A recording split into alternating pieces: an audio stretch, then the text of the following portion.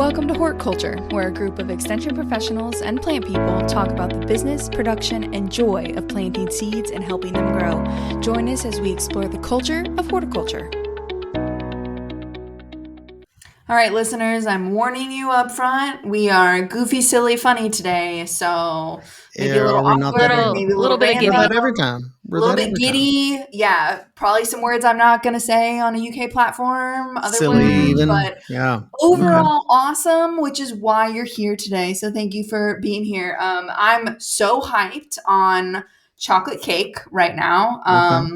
So, Health food. I need you to be self-aware that the sugar rush is hella real. It's rushing. I need you to be self-aware, I think. You are self-aware of it. Oh, I'm self-aware. I need everybody else to just be ready. You got cake? Why you got cake? Are we coming off of a national holiday? I mean, the 26th is National Dog Day. So it technically is a national holiday. It also happens to be the day I was born on this planet. Which is a national holiday. There you Pretty go. much a big deal. I am rolling into 34 always. Feeling prime. I was going to say, last year, your 20s, what are you going to do with it? No, somebody else said that joke to me the other day, an older gentleman who's a good friend, and he said, and he knew how old I was, and he said, so 29 again, huh? And I said, no, hell no, I'm in my 30s, and I love it. So shout out to all of you who are 29 in real life, and maybe a little bit worried about turning 30. Your 30s are really great, okay? I'm just saying, 40s, I'm excited about my 40s, because if 30s were this great, 40s are going to be better. I just feel it. I just know it. Jessica, so just to recap, Alexis just called me unoriginal, ageist, and not funny. All of those things. Add to your growing repartee. Okay, it was not you. Okay. But Brett did make me a very lovely arrangement with some beautiful... I saw it. It was beautiful. I'm still obsessing over these variegated pines in a way that I don't know is healthy. I'm like, how am I preserving them? They're so beautiful. So if you're interested in variegated pines, maybe we need to do a whole episode on just like unique conifers. Yeah, I feel like that's an episode. That's coming. A cultivar of Japanese red pine, Pinus densiflora, that I have in my backyard. Nice. There was also some Japanese black pine in there. There was some Eastern white pine in there. There was some bald cypress in there. Bald cypress, okay. Bald cypress, and then a few flowers just to set it off. A couple of zinnias and a hydrangea. Hydrangea. That's the one. It was texturally chef's kiss. It's just a little different, a little offbeat, you know? I love it. It's sitting on my kitchen table. Uh-huh. Yeah. Well, but anyways. That being there, that flower arrangement being there has, how would you say it makes you feel, Alexis? And as you all think about, we all have had cut flowers. This is something we've been thinking about. How does it make us feel to interact with these plants? How does it maybe benefit our health? How does it impact ourselves? Our CCD team is now in our 25th anniversary. Our organization is 25 years old. We're going to have a little celebration with some good friends coming up here in September. And as part of that, one of the things we've been doing is trying to take a look at, obviously we're taking a look at the way that the CCD has grown and impacted people and tell that story. But part of it too is just thinking about this whole world of specialty crops and horticulture and the way that it impacts our lives. And so obviously that's a good fit for this podcast where we sometimes talk about our feelings. We sometimes talk about our identities and our well-being as human beings.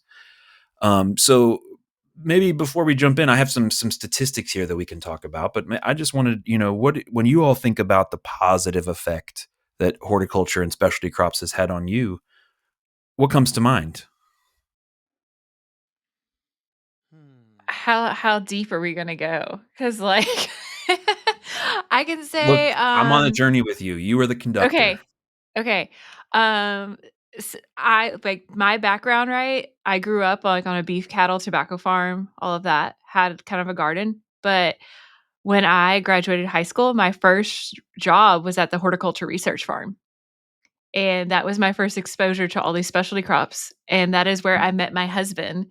And now we have our own farm, and now we have our own growing specialty crops. And so I have a real deep connection to, those kind of things, because that is my life, I guess now. I don't know. How do I wrap that up and say that? Like, if it wasn't There's for me always a going to work story there, if I wasn't going to work there at that farm and getting that exposure to stuff that I had never really been around before, I would not be where I am today in this job as well. So Jessica Cole crop met Sean Besson, and now they're raising a crop of Bessons together. we do. We have a little crop of Bessons. Bestest Bessons. But yeah, so that's a great answer. That's a pretty cool season. much Yeah.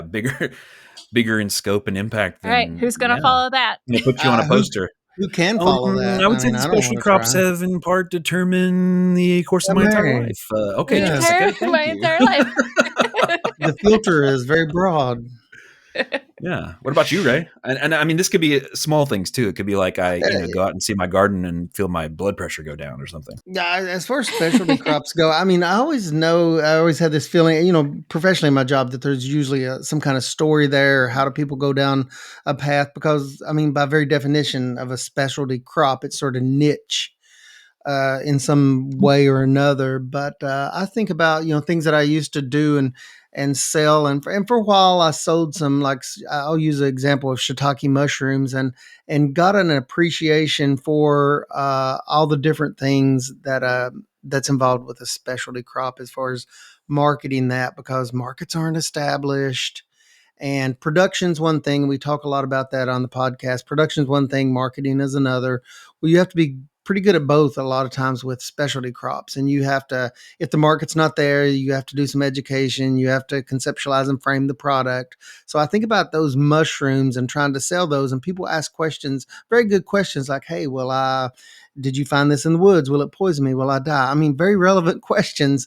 So you have to involve yourself in maybe some different aspects of a crop that you're maybe not, as a producer, used to dealing with. In my case, it was that educational piece for the mushrooms that I was growing and selling, and people were unfamiliar with. So I kind of got an appreciation, and that was outside of my professional, duties, but it kind of gave me that perspective that's helped me in, my extension career with specialty crops. So if I could think of an example, that would be just one, as far as having a personal appreciation for all that goes into specialty crops and, getting those to market or to the end consumer in some cases, if that's what you're doing, if that's what your model is.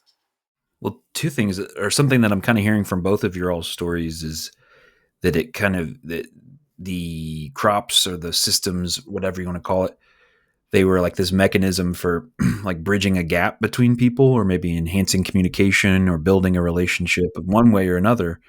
I think that's a big part of it's a big part of this world of growing plants and eating and sharing. I think it's also probably a big reason why some of these things are associated with some of the health impacts that they are, is because it brings these social primates, that's maybe a redundant phrase, brings these primates together, mostly hairless primates together, to laugh and smile and eat and share. And turns out social beings being together and being social around familiar things makes us better off. I think that's an interesting kind of background or subcomponent for some of this stuff. But Alexis mentioned, so just as an example, I have some statistics here that are pulled from a variety of different studies. We're from the university, so we have the citations available on request. They'll eventually be on our website, probably, actually. But so here's one that there was a study done, eventually published in the Journal of Evolutionary Psychology, which found, cut flowers are a big part of our landscape now. People who receive cut flowers are less depressed, more likely to smile, more likely to start conversations, and generally act more sociably than those who received a control object or no object at all. So they gave people flowers, they gave people a pin, and they gave people nothing. And the cut flowers were Oh, the ones that had those effects. And I mean, it makes sense, but to see that experimentally corroborated is pretty interesting. I know you were talking about cut flowers, but I was listening to a podcast the other day, and they were talking just, about plants in general. And we've used the term, I think we used the term when Chad Nyman was on, of like biophilic design, which is, using botanical, whether that's plants or natural woods or these, natural things in your home. But anyways, they were talking about like kind of the rise on this like biophilic design style, and a lot of that and was, due to pandemic, and people were feeling, there were in a loneliness issue, right? There's people that are just feeling lonely, and that was at its height, and still is very much up there when you look at the actual numbers of people just generally feeling lonely. And how plants actually played a part, not only for people like taking care of something, maybe they couldn't have pets, or even if they do have pets, just something to care for. You get like instant kind of gratification when it's drooping, you water it, it looks better, right? And so there's kind of this instant thing, but also how it made connections with people, where even introverts who don't necessarily want to go out and do things with people in real life, in person, could, be online talking about plants with other people, and how it made connections. And it was really cool. And how, like, with plants, right, we can take cuttings and we give them to people, and it's something special. And I think that's like, when you give someone a plant, you won't always give just anyone a piece of your plant, right? Like, even if it's something that's really easy grow, number one, you want them to be excited about it. Not everybody's excited about plants, but you're also giving them something you've been keeping alive, right? So it's a little extra special when you give somebody a piece of a plant, and then they can give somebody, more, and blah, blah, blah. And so it creates this connection between all of us. And I don't know, it was cool to think of it that way, but from something that like doesn't talk and doesn't need you the way even a dog or cat would, how much connection they can bring for total strangers together. And I think with specialty crops, a lot of times over the years, I've come to think of them as, and this is not just specialty crops, but specialty crops in particular. Sometimes you have a strong community of interest, and I'll use an example of a recent podcast that we did on maple syrup. It could be considered it's considered a specialty crop. And I worked with a group many years ago, and they were just kind of getting started. But they bonded over the fact that they were doing something a little bit different. They bonded over the fact that they were learning together from a base level. And I've noticed that about specialty crops. If they're learning together, they're growing together. And a lot of times that strengthens that interconnectedness. And that's a community of interest to me. It's something that's interesting, that a lot of times if you have some of these crops that may not be as well known or well established, or they're so new that people, when they come together, they're truly learning together from a base level. But when I think about the social aspect of, I think about the social aspect when I think of specialty crops, and it can be really neat when and we joked about beekeepers and the energy that they have. And I think beekeepers are kind of along those lines too. They're very passionate. If they're keeping bees, they're very passionate about it. And I don't know if you guys that have beekeeping clubs, Jessica, I mean, how long do they stay after the meeting? The second meeting happens in the parking lot after the meeting, and they're talking when I pull away and it's dark in the winter, and they're still going at 9:30 at night. It's amazing the energy these groups have, right. especially interest groups. Yeah, like a lot of times with that group, which they're amazing, but I have to tell them and be like, all right, the alarm kicks on at 11 p.m. So just make sure the lights are out and you're out by 11, or you're going to set the Yeah. alarms off, because you're right. They'll often come maybe a little before and have like a pre-meeting. And then there's an official meeting, and then they stay for the afterwards to discuss and kind of like fellowship, right, with each Yeah. other. Yeah. With serious questions, or just catching up and Just all of hanging that, out. but all been brought Just together events. by the love of beekeeping. Or if you're at a fruit and veggie conference, we've talked about this before, but I'll notice a small subset over there that's doing something unique with a dwarf peach tree or whatever, but they have this little niche interest that's a kind of a break off from the main group. And I've noticed groups over the years that's the one time a year they'll get together, hang out, and they're just, they have this level of excitement about seeing each other. Is That's that a sort of the things you're getting at, Brett? Yeah, yeah. Well, Specialty I think crops, specialty crops. what were you going to say, Jess? I was just saying, like, that's a good point, right? With the fruit and vegetable conference to see the strawberry growers all get Hmm. together, or the apple Yeah, growers, or yeah. the different groups like that. It's Or pretty cool. I've Yeah. been to a couple of the apple grower meetings, and when those guys get together, seeing how excited they are to talk with each other and share things, it's pretty cool. Well, one thing you hear about those conferences and is this idea of farm to school, and I think schools are an example. We're talking about the sociability angle. Schools are this place where kids learn all kinds of stuff about how to interact with people, how to interact with institutions, how to eat. And another little stat I have here is that 61% of schools participating in farm to school programs reported increased fruit and vegetable consumption by their students. And Aw. that's from the farm to school census that came out of USDA a couple years ago. And I think that it's just this real testament. I mean, I don't know. We're in a very important. I'm not going to go down this rabbit hole. We're in a very important moment for how we understand our public institutions and what they're supposed to be doing, and how we should be able to hold them to account or not. But I think it just speaks to, like, man, schools are feeding so many kids every day. I mean, it's just like a passive, huge impact. I mean, there's lots of work and Mhm. energy and stuff that goes into that, Yeah. but yeah, I thought that was pretty wild. Turns out you connect people a little bit more, and they're eating more fruits and vegetables. I mean, it's an age range. I mean, it's a formative kind of years, but there's a lot going on there, both formal and non-formal education. Just a very social aspect of being together as a group, learning together. In addition to the primary topics or primary subject matter. I mean, just the way that they approach food, just because it's served in that setting. I mean, that's not probably by explicit design. It's not an intended outcome, but it's all part of the story, isn't it? That's kind of seems like you could, delve into that based on some of Yeah. those stats. I mean, in that case, it was a specific design um, for Were the you school. all vegetable eating kids, or did you Yeah, take some cajoling in order to eat those for the vegetables? most part, because that's what was available. That's what we canned and had during the wintertime. If we didn't eat the canned stuff mom had preserved, then we were kind of out of luck. It's kind of No, I opposite. liked.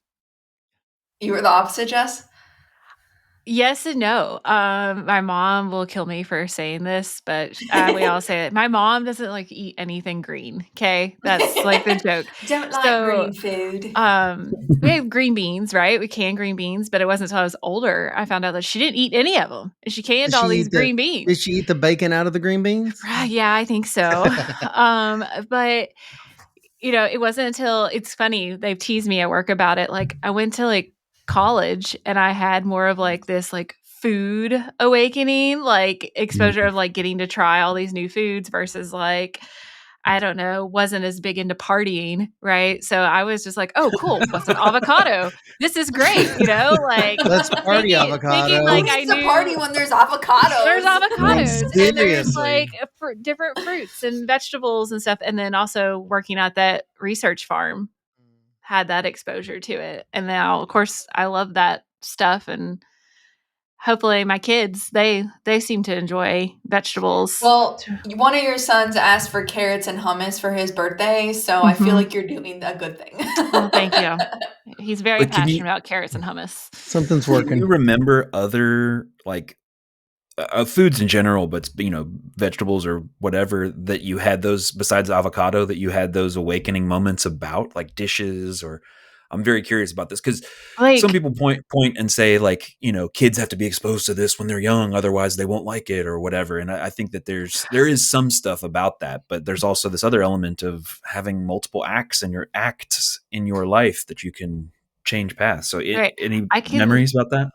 I can think about, well, one, just and I talk about this all the time, just with work, like having vegetables in their peak ripeness, right? Mhm. Like I had Mm. had a tomato before, but I was like, ugh. Now, this past month, I've ate so many tomatoes that I was just Same, like, same, I think yeah. my teeth are getting sensitive. I need to slow it down Do you carry because a salt shaker in your vehicle when you're harvesting? I don't, yeah, like they're that good. I Um, did, yeah, or like, or cantaloupes or watermelons. Like I didn't really care for those before, but I had never had like a truly one that was actually ripe, like, um, something else. I was just lost my train of thought of like one of those other. Oh, You like just are thinking I've about had tomatoes. broccoli. Yeah, I was thinking about tomatoes. Broccoli, like I had it growing up, but it was always like in a Cooked to death. casserole, right? Mhm. So then having just broccoli or Brussels sprouts, like roasted, game changing, roasted vegetables, right? So one of those that was, just being able to like cook more on my own and cook with other people who had different with my roommates who had different upbringings and stuff. So it's pretty cool. Yeah. Well, so staying on this theme of institutions and diet and food and vegetables and all that kind of stuff, there's been some research through associated with the CCD, Dr. Tim Woods and Dr. Jairus Rossi, working with some workplace wellness programs and specifically sponsoring CSA vouchers. So CSA program in general, you pay up front. You may pay, let's say $700 at the beginning of the season, and you get a weekly share throughout the course of the season. Well, there's these projects, and you can read about these on our website, where the employer, like UK, for instance, UK is a self-insured employer, so they pay for their employees' insurance as part of the benefits package, and they have their own internal thing. Anyway, they would put up $200 to me, UK employee. I've taken advantage of this every year that they've offered it, to get a CSA share. And so at the beginning of the year, I don't owe $700. I just owe $500.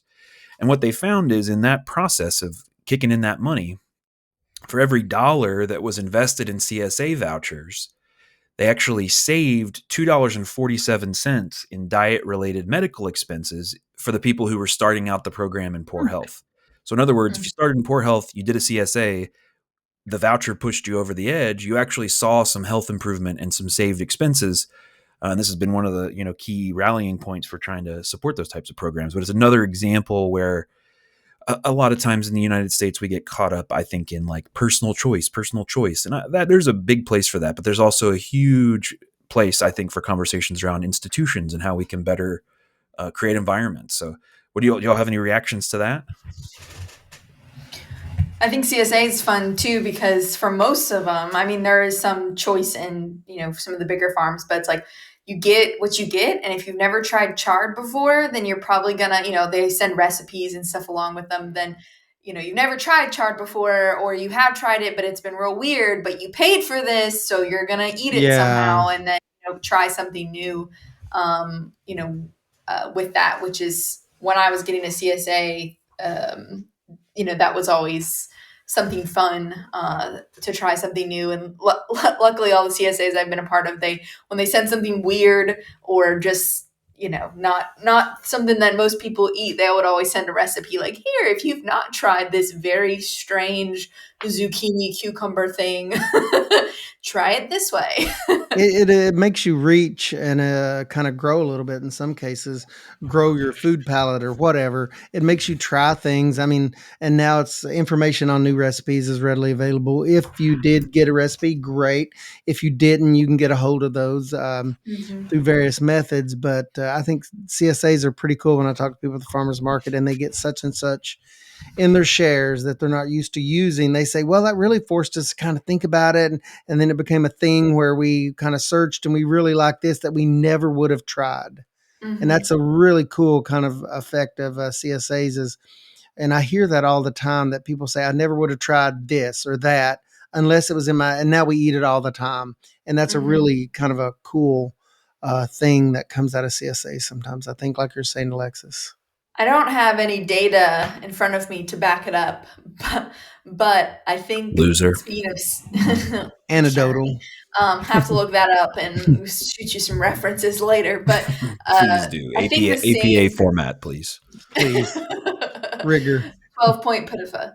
I think that the same thing could probably be said about flowers. And even though it's, speaking of CSA, I know it's not something they're eating, like physical health and wellness, but you've got people who maybe will get a flower or CSA share as a gift, right? For, Christmas or a birthday or something. It's not normally something they would buy for themselves, but they're, picking up these flowers every week. They realize how much happier it makes them when they see them, when they walk into a room. You hear a lot of people say that flowers make them feel like they have their act together. Like there's something about having a nice vase of flowers, even if the kitchen is a mess, you have a nice vase of flowers in there, and it just kind of gives you a little Martha Stewart vibe. You're like, you know what? Little I'm not, boost. I've got something together here. It's like when all your plates match or all your dishes match. When I turned 30, I was like, I want my dishes to match. But I think, there's a sense of, wellness that goes along even, with flowers. I need to see if there's been some research done specifically on that. There's lots of good flower research out there, but I feel like it's several years behind even the vegetable stuff for obvious reasons. Yeah. Well, as I was looking this stuff up, I was sending our CCD team little tidbits that I was finding here and there, and one of them was that let's see here, flower colors in blue and white have been found to be the most relaxing. Orange, white, yellow, and red were the most uplifting. Energy. Here's the thing, though: we're all people. We all have our preferences. A respondent's favorite color of flower promoted restorative effects at the highest level for that individual. So, we do, you like what you like, and don't be ashamed of that. That's something, I think, if I were marketing a weekly a weekly flower CSA, I'd be like, son, give the gift of a weekly antidepressant, give the gift of a weekly smile, give the gift of a weekly be able to talk to your coworkers and get through the week better, sociability thing. But one of the things, Ray, you mentioned about, or multiple of you all mentioned about the like pushing people to try new things or pushing people to eat maybe a little bit different vegetables or different things than what they're used to. One of the things that in some of that CSA research from out of the University of Kentucky, one of the interesting things is that the biggest increase in consumption as far as specific vegetables was salads, because you do get a lot of greens in the CSA, lettuces and kales and other greens.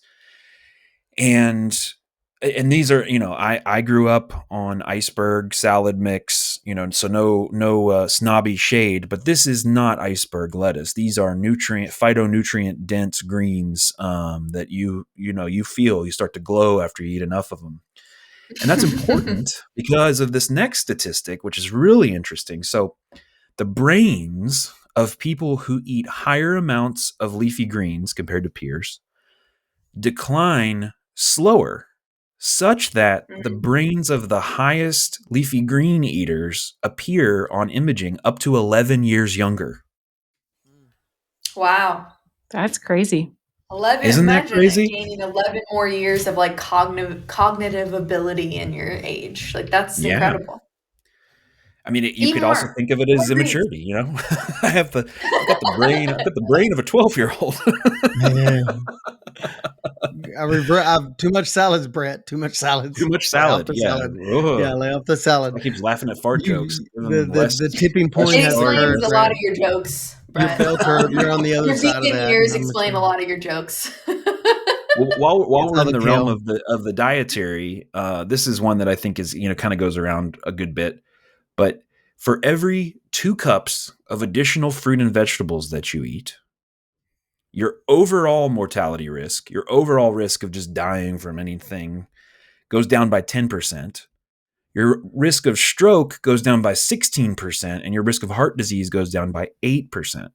And the thing is, this benefit accrues all the way up to 8 cups of fruit and vegetables. So in other words, if you eat 2, you are 10% less likely to die than someone who ate 0. And if you go to 4, then you're 10% less likely to die, et cetera. And so there's a stacking effect. Our dietitian friends would say servings add up, or servings really, make an impact or something. But it's just one of these like sometimes I think we can get jaded and lose sight in our diet driven culture or our youth driven culture or whatever. But there really is an element here of like quality of life and feeling good has tremendous value. And it's not just economic value. It's not just we're saving money for the health insurance companies. It's, wow, I feel better. I feel sharper. I feel less tired. I feel like I don't have headaches, hypertension headaches and all those things, and I think that it's good to remind ourselves sometimes in a health obsessed culture that sometimes health is pretty cool, actually. And I think just want that's to be one. able to Okay. sorry, I'm going to say No. something silly to your probably intelligent comment, but so I just want to be able to like jump down out of a chair without my knees hurting too bad. Yes, Like, please. if that means I can just, if I eat an extra salad a couple times a week, It's I'm not going to in. hurt. Okay. No, the only thing I was going to say that, and I've heard FCS agents, family consumer sciences agent within the university say this, and it's something that's stuck with me. We've talked about CSAs, as one aspect of the conversation. But the cool thing about CSAs is this, as it relates to eating. They talk about you have to be exposed to something so many times to form a habit. And then CSAs, let's say it's an 8 or 10 week CSA and you're exposed every week to some kind of salad material or something that's appropriate to go in a salad, they say you stand a much bigger chance of actually developing a habit that's going to have some longevity. And I get that. That sort of tracked in my brain. I was like, then you get used to fixing something and then you get used to putting it on the quick pick list for your shopping app. And then you start picking that up even when the CSA goes away. And I thought, dang, that's pretty cool because that is going to develop into something that's got some legs. It's going to have some longevity to it. I mean, if you're exposed to something once or twice and you're like, wow, that's really good. But if you're exposed to that for 10 weeks, it becomes a normal sort of thing that you just do. So that I thought that was really awesome as far as that's an aspect of a CSA and some of the good local healthy food, fresh food that you're getting.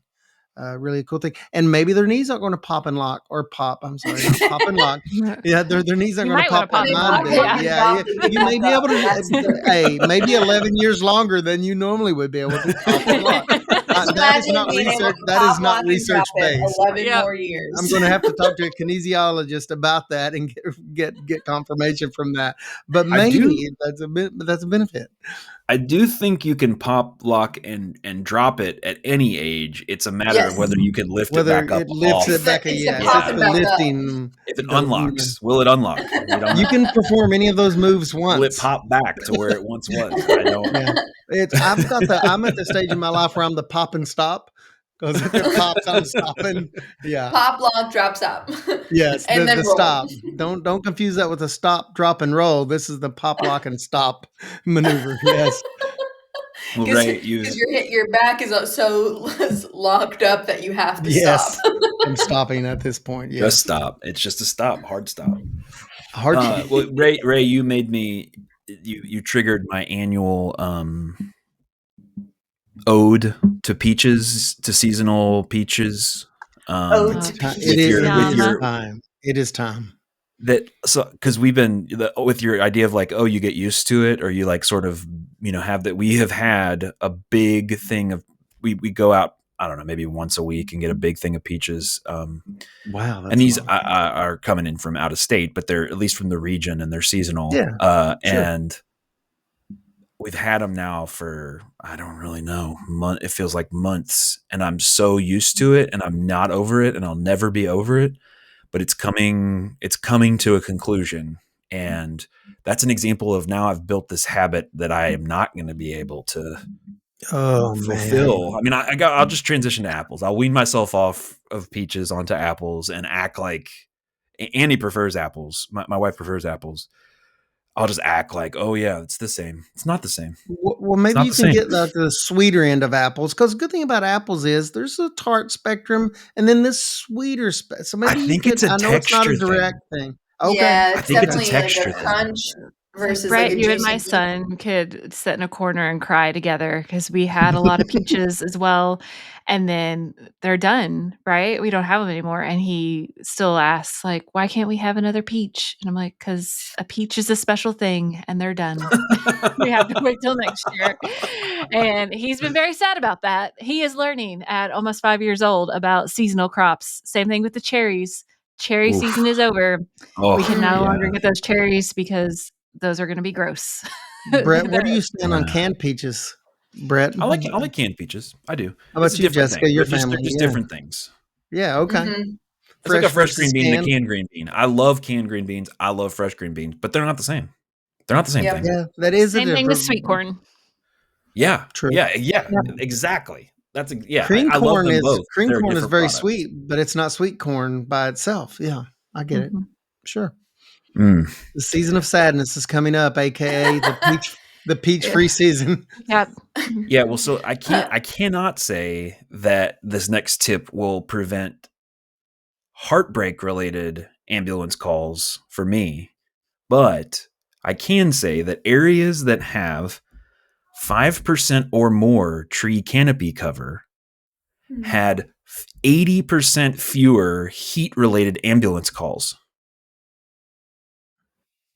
That seems So wait, is to that track. correlation or causation? The two are not the same. Association. Association. Ooh, I like that proximity association. Yeah. I So would say now, it would be what was difficult to prove that. But so Yeah, areas, yeah. if you compare areas that have more than 5% tree canopy cover, like in a neighborhood, with areas that have less than that, that seems to be like a tipping point. The areas that have more canopy cover have 80% fewer heat related ambulance calls. And when we I have kind crazy of feel heat that. waves, Yeah. huh? Mhm.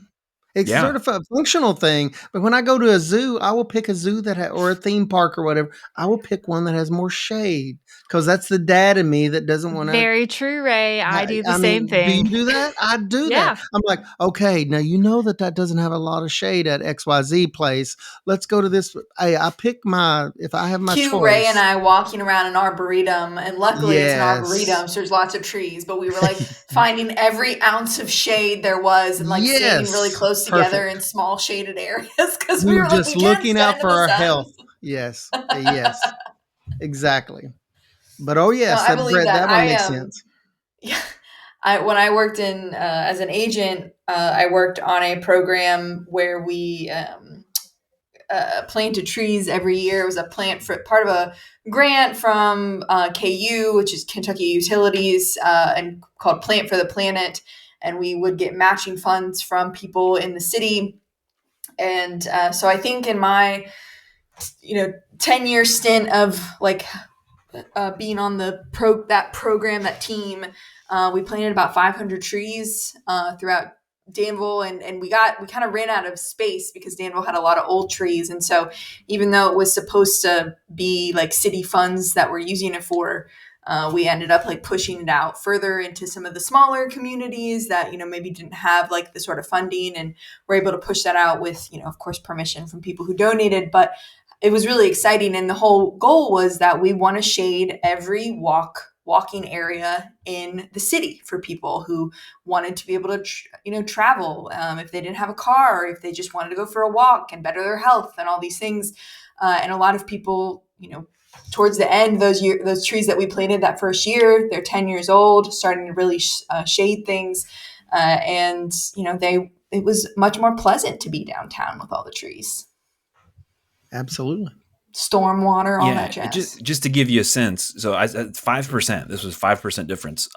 So like the city of Lexington, the core of the city of Lexington, if you're familiar with it, is about 25% canopy covered. With some of our neighborhoods, above 30%. And so I was just double checking to make sure that I had those figures right. So I mean, 5%. I mean, you're not asking for a It's ton, not and a lot. that amount can make a No. big difference. And there was it's reminding me of our recent conversation with our friend Jack Baggett about Tree City USA and all of the. Mm-hmm. If you haven't checked out that episode and you're interested in that kind of stuff, just talking about urban forestry and urban reforestation. We had a program that the city was offering where they were putting in trees that would be good shade trees for this exact reason, because There's all kinds of other cascading effects of trees in terms of slowing rainwater runoff. And we talked about this on a previous episode too with our friend, former Horticulture host, Josh Knight. There's a publication about the ecosystem services of trees. And one of the things that's crazy, and the way that he described it, I think is really evocative, is like, imagine that it rains and then it stopped raining, and you go outside and you reach up and you grab a branch of one of the trees that's outside and you shake it while you're standing under it. You're going to get soaked. And what happens is, not only is the tree soaking up the water through its roots and using the water and all that kind of stuff, but it's literally storing a bunch of water on its leaves and in its structure, which then slows down the amount of water that goes out, which slows down flooding, slows down runoff, slows down all those things. And it's just this really, obviously, I have an insane love of trees compared to the average person, but I think that they are also very easy to love. How about that? There you go. It's an easy thing. Yeah. So I thought we would close out the episode with a little bit of trivia, guessing. I don't know what. This is not health statistics now. All that's behind us now. We're getting into the heartwarming science of economics. That was a joke. Is there that side? So I went and looked at, the CCD, our organization. I mentioned we've been around for 25 years. Well, we have been collecting price reports from farmers markets and other markets for 21 of those 20 years, or those 25 years. And so I wanted you all to guess, how much do you think the average price at all reporting markets, farmers markets, the average price in 2004 for 1 pound of tomatoes, and that same average price for 1 pound of tomatoes in 2024? Do you have any guesses? Start the clock, Alexis. Gosh, I would not, because, I know volume versus per pound. Yeah. Yeah. I know what they're selling them for now. Per pound. And this is all markets. So it includes the rural markets that have the lower price. And this is the overall seasonal average. So Jessica, let's knowing your community and knowing some urban markets are in here, we could add 15% to get an adjusted current price, and then back that off by 35% to get an adjusted backwards price. So that's a lot of math right now. You can also just guess. We could take this as seriously. Let's do $1.50 a pound. I was going for make up numbers. Yes. Okay. So your guess for 2004 was $1.50. Is that right? We should do it Price is Right style. So if you go over, you bust. If you don't, I'm going to do $1.50. What about you, Ray? $1.48. Oh. Ray, tack it. You did the wrong thing. Yeah, I went the wrong way. Alexis, you got to guess? I feel like I know too much. I feel like I'm too deep into this, to be fair. The answer for 2004 tomatoes, $1.25 a pound. Ray. You both went over. You both busted. We have no one to showcase. We did. What about 2024? What about 2024? I'm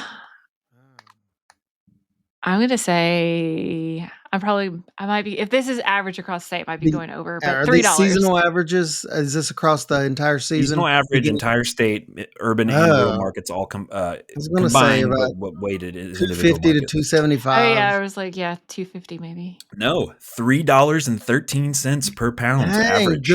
Good. I'm proud of that. I was going low, because if you adjust that forward for inflation and time and everything, it should probably be more than that. But I was going low, knowing how these things go. Feel like it's more than that this year. Do you all want another price kind of uplifting fun one, or do you want one that's a little more of a downer? Oh. No, well, downer. Probably a fun one. End on a good note. Fun one? Yeah. Okay, we'll do a fun one. Well, why don't we do a downer and then we'll end on a fun one? How about that? Okay. Sandwich it. Compliment sandwich. What percent would you guess the increase in fertilizer costs on average has been from 2000 to the year 2025? 500%. across all like nutrients or just?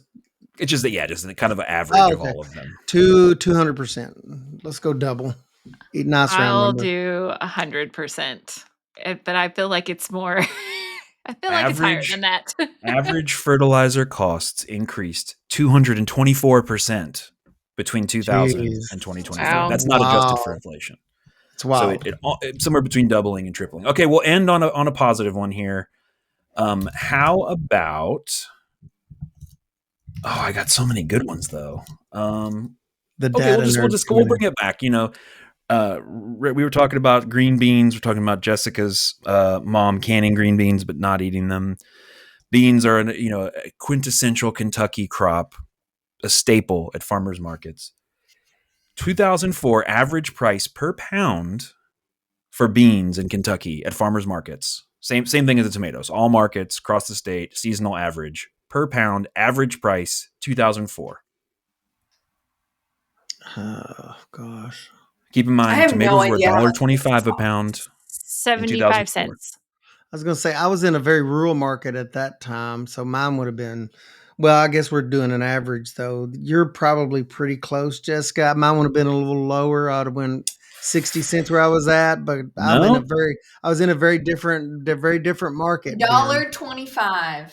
Wow. beans went for $1.53 per pound in Okay. 2004 reporting markets. Dang! More per pound than tomatoes, which kind of makes sense to me. And in Well, there's more of 2024, them, yeah. 2024 pound per pound price. I'll give you a hint. It $3. follows the trend of relative to tomatoes, and tomatoes were $3.13 per pound in 2024. 221%. Hmm. Hmm. $3.75. $3.97 a pound for beans on average Dang! in 2024 Okay. at our farmers Which markets in makes more Kentucky. sense Yeah. because a lot of that probably as much as anything is just consumer preference on quantity plays into that Mm-hmm. too, I bet. I mean, Yeah. like just we personally sold by the volume, by bushel. So pound to me, I'm like, oh, I'm out of touch with that. As far as over the change over time. But does that track, Brett? Do you know right off? Does that track based on what input cost? I mean, if you're following like an actual realistic track of input output. My assumption is that most of that is labor associated labor. Yeah, the big inputs. I don't know because the farmers market prices are. Let's just do a quick Yeah, I math. don't know. That's a Yeah, pretty complex. it is about on par. Is it good? Beans are a little faster, a little. The price went up a little bit more. If it's like me, it's because they got tired of picking them, and if somebody wants to pay them $4 a pound, then I'll Listen, pick them. But you're gonna otherwise, pay for it. Yeah, yeah. There Yeah. you go. well, I appreciate you all indulging my my concept here for some fun statistical rundowns. So these will be eventually on a poster and some other formats at our event that's coming up, and we'll also have those posters we'll be taking around to different events throughout the state in the coming months and years. So you'll be able to check them out and scan a QR code to get the citations, because I know we're all very hardcore citations needed here. Yeah, cool. Fun stuff. Yeah, that's all the statistics that I have. All the come stats for with. today. Yes. Now everybody has great trivia things that they can share at a party where they bring a salad and they can share trivia Then about do how their economic salad is going to make statistical you live trivia. 11 And times longer. if you're going to play Trivial Pursuit at a party, feed yourself salad before, but don't feed anyone else salad, and you'll have a Feed your competitive brain. advantage. Have the That's right. You'll be advantage. reverse aging your brain in order to win. And wear your shirt that says "Kel." Yeah. Words of wisdom from Mr. Brett Wolf today. But, well, we thank you for being with us today and having us in your earbuds. Hopefully you're, getting some plant stuff happening while you're listening to us. That's one of my favorite times to listen to podcasts is when my hands are in the dirt. So I hope that you are getting some of that as well here lately. Follow us on Instagram at Horticulture Podcast, and I need to be posting more on there. We've got a lot of cool things we've talked about lately, and I just need to get on it. So I apologize, but we do check messages because I do get updates on that. So if you have any thoughts, please feel free to share those. You can also shoot us an email. We've been getting more lately. We really appreciate you guys reaching out with ideas of people to interview or just things you want to listen to. Otherwise, it's just us four goofballs coming up with something. So we love having that. So send it our way if you think of something that we might like. You can also leave us a review, which helps other people find us. You can also send us ideas of things that they want to hear and people that they want to hear from. Well, we really appreciate you spending some time with us, and we hope that you join us next time. Have a great one.